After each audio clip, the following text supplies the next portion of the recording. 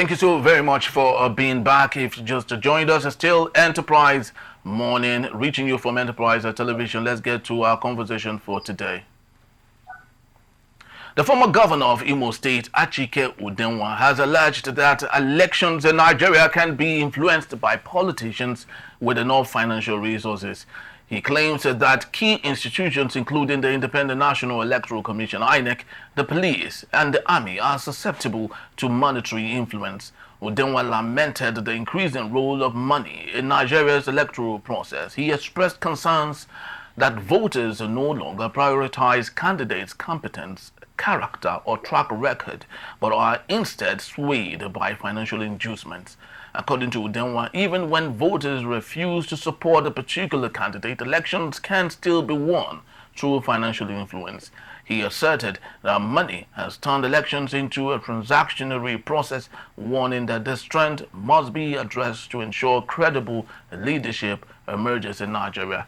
The former governor, who is a member of the People's Democratic Party (PDP) Board of Trustees, also accused the ruling All Progressive Congress of fueling the ongoing crisis within the PDP. While acknowledging that the PDP faces internal challenges, he alleged that external forces were deliberately working to destabilize the party.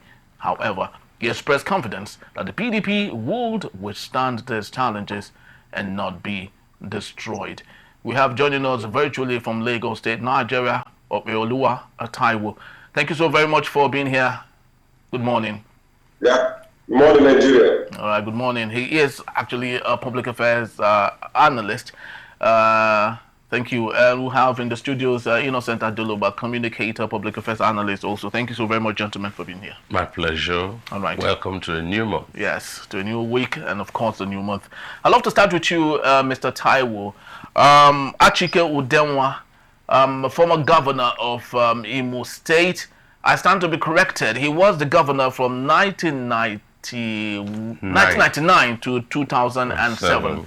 Yes. So I do not know. Is it a little bit different now as against 1999 when they were voted into power? Was it that at the time money wasn't a major stake in gaining public leadership as against what we see today?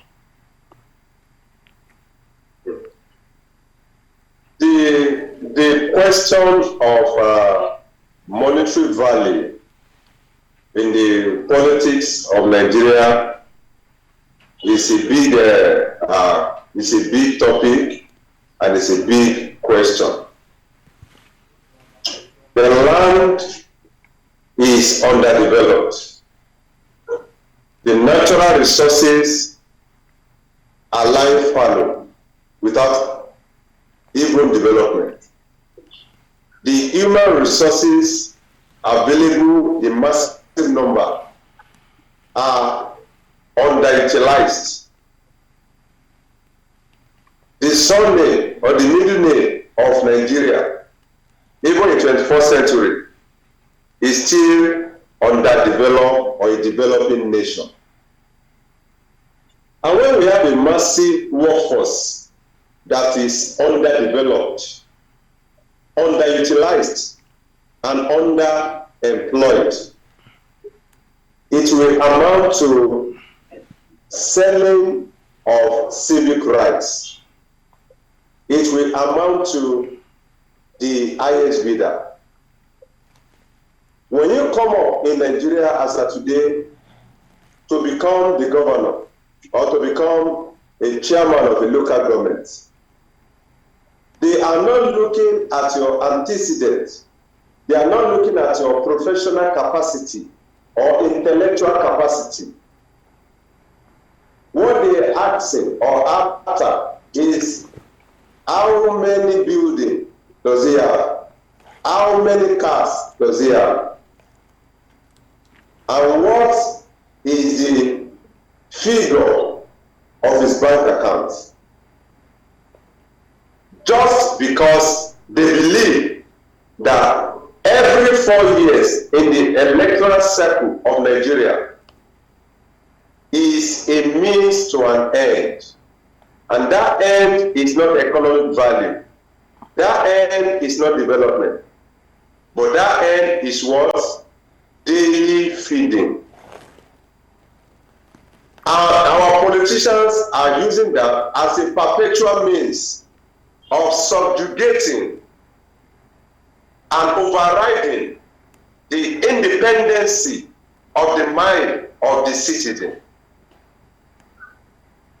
That is why the highest bidder takes the biggest office in Nigeria. Yes, but if I might ask, since 1999. Yes, Mr. Taiwo, if I might ask, at what point did we get it wrong exactly? Because I would love us to be very historical about some of these things and be factual with them. From 1999, we seem to be the beginning of what we have today as democracy in Nigeria. At what point did we get it wrong? From 1999 to 2007, it was awesome. At what point exactly did we start having this incremental nature of our politicians, breaking us apart with what they have? Now, the challenge of money in the electoral system did not start in 1999. Okay. It can be dated to the military era. When the military took over power forcefully with coercion, they were meant to stabilize the economy and bring about seamless transition from military to what? To civilian regime. But unfortunately, most of the military leaders, including the IBB, who just launched his book in Abuja with caricature of donation from former groups in Nigeria, they came into power and they started to devalue the currency because of the gain of International Monetary Finance Organization. They started to devalue Naira just because of the direction of the Western world. So you can imagine Absalom being in power within 9 months. Up to now, there is no president, sitting president, that can overtake Absalom economically as of today. When you mean economically, when you mean economically, are you saying that the money he has, his net worth, no living president can outweigh him? Is that what you're saying? The kind of financial capacity in his disposition, Buhari cannot boast of it. Do you know the massive land Absalom is controlling today in the north? Now, the question is, within 9 months, what kind of business has he established that gave him such a wealth? Within 9 months, what kind of power, what kind of business activity or economic activity has he put in place to make him such stupendous wealth? When a man gets to power and his utmost interest is personal finance, not national finance, then the problem is what we are witnessing. So it's beyond 1999. Before Obasanjo came in 1999, the question is, who bankrolled the election of Obasanjo in 1999? That is the question we should start from. And who do you think bankrolled it? He came from prison. He came from prison. So he doesn't have such wealth to bankroll such election. More than 80% of the electoral expenditure in that process was taken over by the military leaders, former military generals, including IBB himself, because they wanted a man among themselves to change khaki into agbada. So the story, the history, the antecedent is very open to all of us. A leader that disposes and sells the property of his nation into a private hand in the name of privatization is telling the youth that if you want to become the governor, you must be a billionaire, whether by fluke or by who. All right. So leadership as of today in Nigeria, we are having too many questionable character in position because their antecedent or their CV did not get them into power. Rather, the Ghana must go at their backyard actually brought them into power. So that is the result of the mismanagement, maladministration, and improper management of our national economy. All right. Thank you. Thank you so very much. Innocent, Mr. Taiwo has said so much. You are a student of political history. You understand it so very well. And of course, I was trying to, tie some of these things that we are talking about today to historical fact. And he did, of course, mention that money itself has influence to directing or changing the narrative in elections in Nigeria didn't just start in 1999. And he rightly said that Obasanjo, who eventually became the president in 1999, just came out of prison. So someone actually bankrolled that. And I'd love you to continue from that, because I remember during the primaries in Jos, Obasanjo versus who now? The architect. I'm trying to get his name now. During the primaries of that particular election, we all thought that the other opponent will take the day, but Obasanjo actually, swayed everyone. So at what point exactly do you think we started getting into money politics in Nigeria as made possible by Governor Udenwa? The increase in population, high value of money, increase in political parties, high intensity of electoral contests, desperation of the wealthy people in Nigeria to control governments has led to what people call unregulated money politics in Nigeria. And you can begin that by looking at the cost of electoral funds. These things are cascaded. It's not as if when you are about to announce an election result, somebody arrives with cash. No. First of all, neither Taiwo, nor you, Henry, nor myself may qualify money-wise to contest elections. If, beginning with the cost of the form, how much is the cost of the form for Senate and the House of Rep? What is my net worth? Irrespective of how many years I've been working. And like he tells you, you will be looking at the person's net worth, properties, capital, investments, as the selling currency, rather than where Martin Luther will tell you content of character. Content of character. And that's where you find it's a shame that somebody like Chief Gani Fawehinmi, SAN, yes, who goes to jail on behalf of the masses, now offers himself for election. How many people voted for him? National Conscience Party. The forms to contest election was free. But in the other parties, where the forms are, I don't know, it's like you take a loan to buy. There's a large number of people. So money. One of the factors are what I just told you. There is this desperation by the wealthy class to control government, and that's why in every time I sit here to talk to you, it defines Nigeria's position as regards political culture. That in this 2023, barely 2 years ago, you could see in the afternoon people running away with ballot boxes. And that is primitive and locates or situates Nigeria at the horizon of parochial political culture. Last 2 weeks, we saw the scenario where His Excellency, the former governor of Osun State, Oyetola, tells you his lieutenants are running the grassroots to win elections.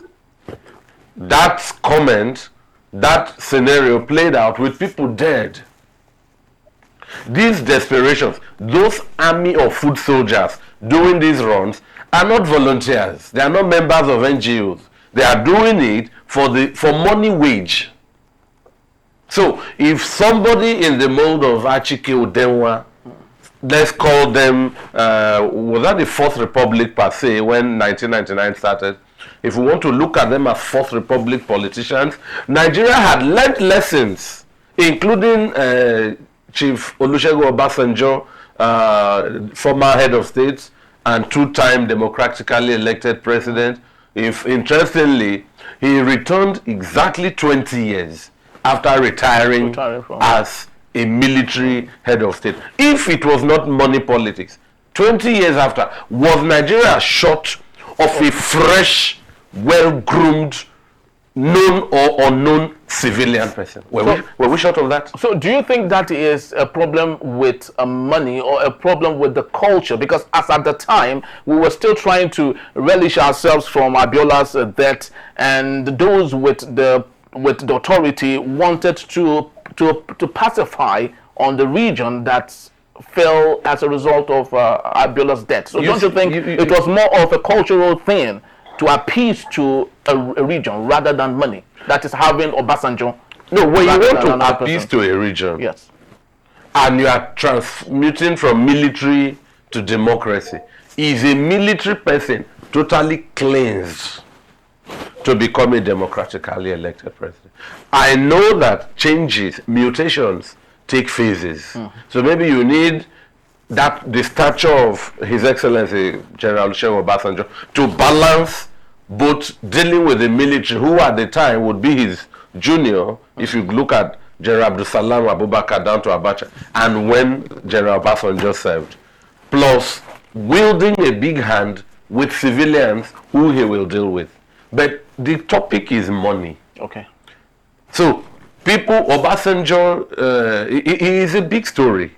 I think he is my hero as I sit here in some aspects of Nigeria's policy under his government, especially with that global campaign for debt relief. Debt relief. You know, President Obasanjo is my mentor, my hero. That. All right. So, sorry, but let me learn. Please do. But you can see the word you used. You said he was used to pacify. Yeah.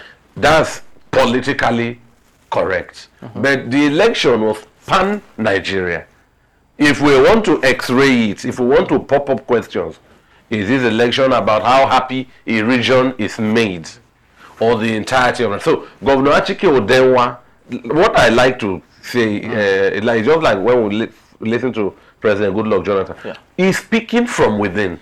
He's speaking from an insider's perspective, and he tells us that nobody asks you again what you know. They just ask you, what is your offering?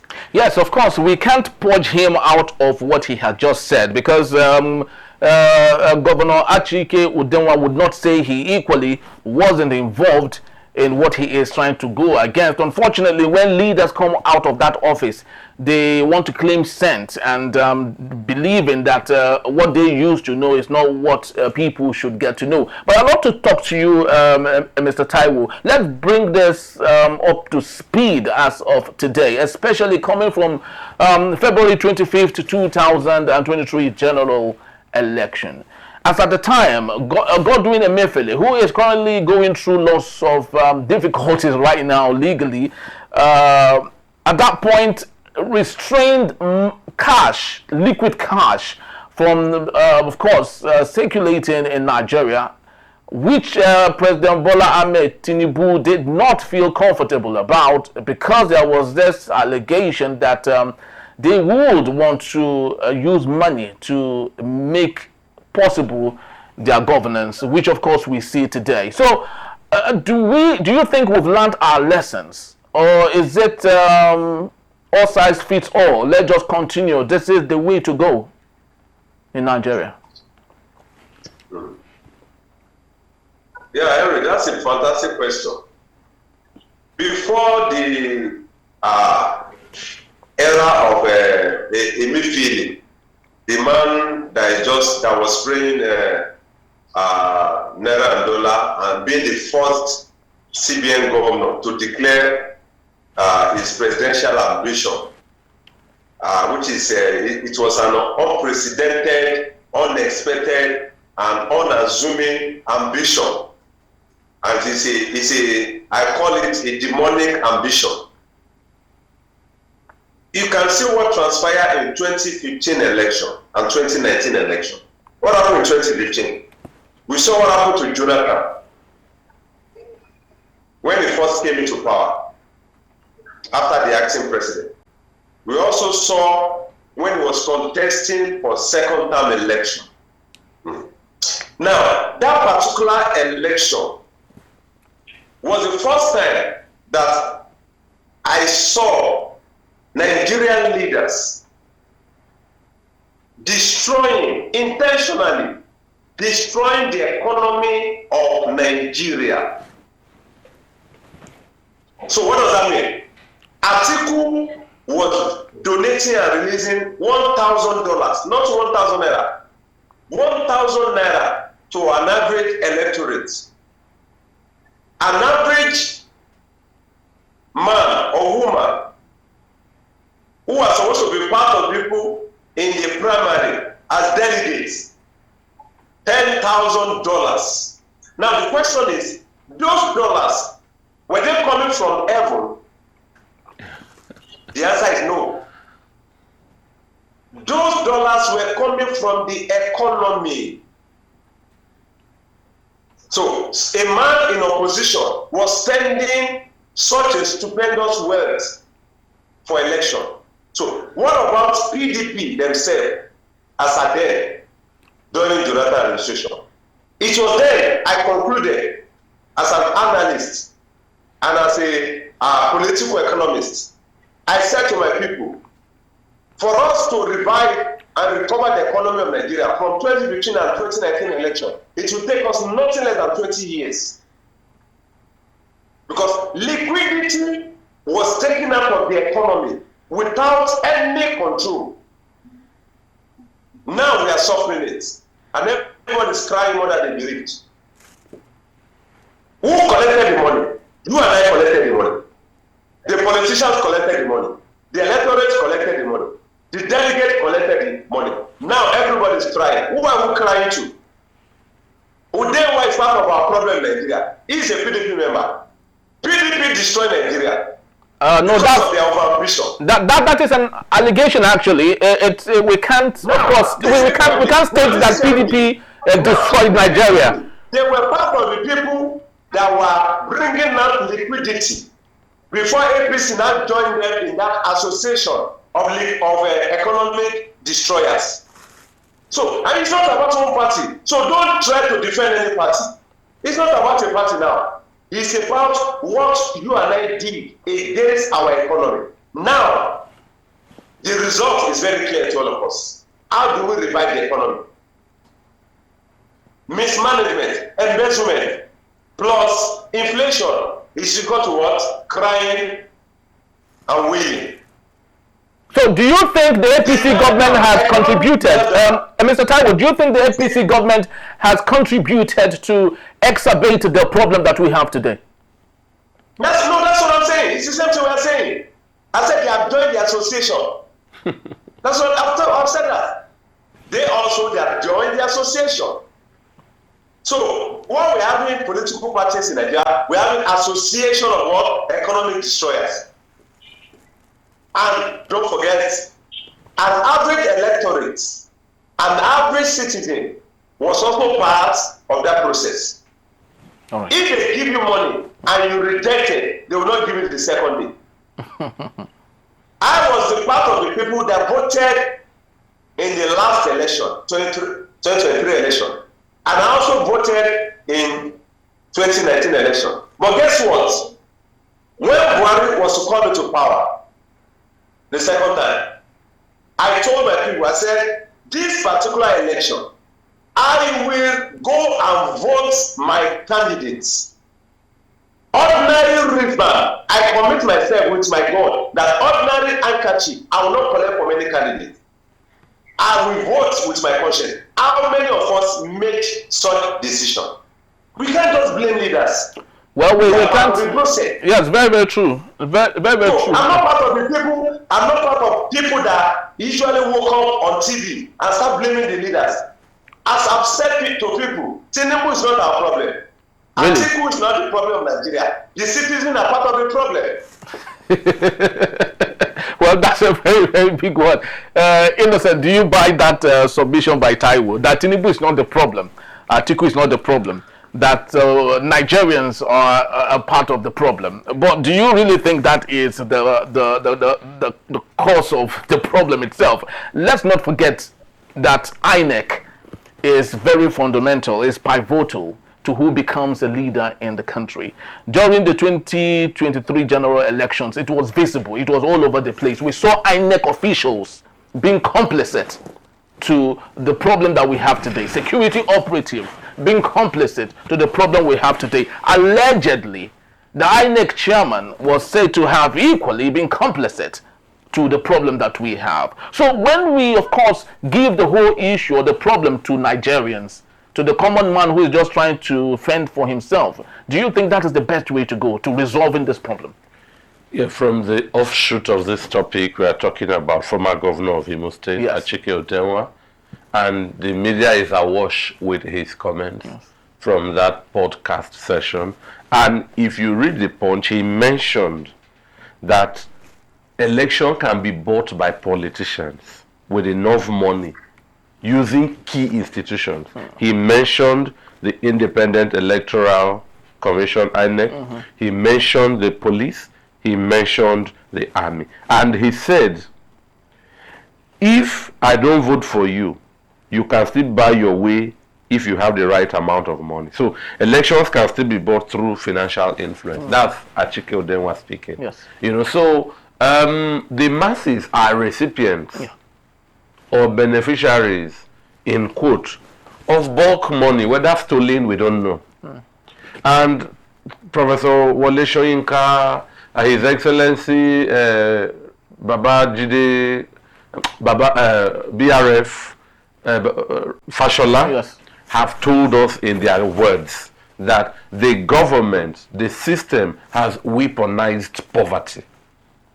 So where you see the affluence, the opulence, the lavish in the life of a politician, I am not advocating that, but voters believe that it is on this voting day that I can see small of what will trickle down. And as Governor Achike Udenwa, former governor, is telling us that whether you voted for them or not, they can buy the election results they want. So which means the people are not even part of So that's where I might disagree with Taiwo, who has never been a governor or a local government chairman or one of the emblems in the political institution. But of course, he is telling us facts in the country. But the former governor is telling us that from experience, whether the masses went to receive pacification or not, or you call it largesse, the intended, you know, I told you here that power by one of the great authorities, Harold Laswell, power is the ability to produce intended results. So these guys are backed with power, are backed with money, and whether you vote for them or not, according to Achike Udenwa, whether they give you something you collected or not, they will achieve their intended result because of how complicit these institutions and the process has become. So I don't think, sir, yes, the masses, and then even the masses at polling units are victims where people come to snatch ballot boxes. Even if you have shared money for all of us here, now the people snatching ballot boxes still shoot innocent people. So the masses, if you ask me, are the defenseless casualties on the battlefield of election credibility. Very true. Very true. My last question to you, Mr. Taiwo. This is actually becoming very sensitive, and I do not know how we can actually unravel the mystery, because when we have big institutions, umpire like INEC, being complicit to the problem. Security operatives that are supposed to guide and secure our democracy being complicit to this problem. Do you think we can ever have a leader in this country that Nigerians can really say, this is our leader because we voted for him, or not, like Ghanaians have had their way, voting the right person, and even if there were skirmishes here and there, they were just very pocket, small, very little issues there. But of course, the man who is occupying the seat there was readily voted for by the people in Ghana. Do you think it's possible to have that in Nigeria? All right, thank you, Eric. I want to totally disagree with my colleague in the studio. Okay. Apparently, there are different layers to citizenship. When I'm talking about citizens, I'm not just talking about the average man on the street alone. INEC is part of the city. Who works with INEC? It's your brother, it's my sister that work with INEC. They are not from Asoro. They live within your house, so they are part of the city. Who works with Nigerian army? They are my brothers. I have two of my classmates in the university who are in Nigerian army. One or two of them now, they are now captain. So they are leaders in Nigerian army. I have ASP, ACP in my school who are not leaders in police. So what are we talking about? They are all part of the city. In the last election, I volunteered that people have been complaining about INEC. I want to see the problem of INEC. I volunteered to work with INEC as an adult. And I saw that the problem still remains with the citizen. I remain and I stand on it. So I can tell you the experience of INEC. Please, can you just share? Yes, can you just share a little bit of that, please? Because you were there as part of the team. I've said it in different programs. Your problem is not INEC. Your problem is the citizen. Do citizens declare election results? Now, this is where I'm going. When we finish at the polling units, or before we finish at the polling units, who were the thugs that came to the other street that took away some ballot boxes in that area? Are they not citizens or are they from heaven? Yeah, all that by politicians. Funded. That's Achike Udenwa's position. Funded and all that by politicians. They are not volunteers. They are not NGO. They are carrying these ballot boxes on behalf of someone. Yes. I know they are being funded. And that's the crux of the matter from Achike Udenwa. People that are being funded. Are they not citizens? If your brother refused to be funded as an agbero, don't you think the election will go smoothly? If you refuse to accept corruption, corruption will die.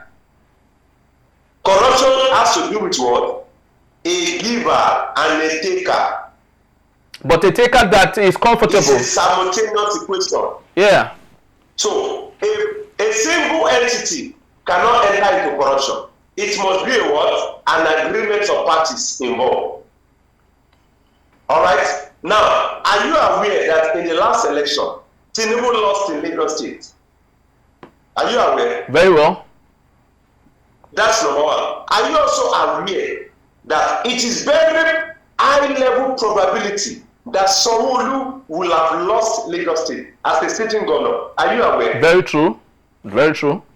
Are you aware? Yes. Are you also aware that the citizens of Lagos State stood their ground in the last election and they voted for their own candidates, with or without cash? Are you aware of that? Yes, but of course it was changed at some point. So, based on the election we had in Lagos State, I am in Lagos. I've done election in the north before, so I can compare the election in the north and in the south. If the same election we conducted in Lagos in the last general election, if Borno State, Jigawa State can follow that same pattern, Nigeria will be better today. So whoever is exonerating the citizen from the electoral process does not love Nigeria. If the citizen refuses and rejects any bribery, any vote buying, are you aware that in Lekki, there was an election in Lekki? Are you aware that an Okada rider won an election? Very well. Are you aware of that? Yeah, very true. You are aware of that? Yeah. Are you aware that even the people, even himself, is still surprised that how did he win the election? Because the citizens were tired of the status quo. And they opted for a change. To do the right thing, yeah. So I will never be part of any analyst that will exonerate the citizen from our electoral process. No citizen, no election. All right. Very, very true. No citizen, no free and fair election. The citizen must wake up to their responsibility. We cannot be robbing Peter and paying Paul, and we'll be deceiving ourselves. I am one of a political thought leader in Nigeria, and I've declared personally and to my nation and even to my state leader that I will say the truth at the right time. Even if it will affect the citizen, I will tell them the truth. All right. But nevertheless, I may still come out for election, but I will still tell you the truth.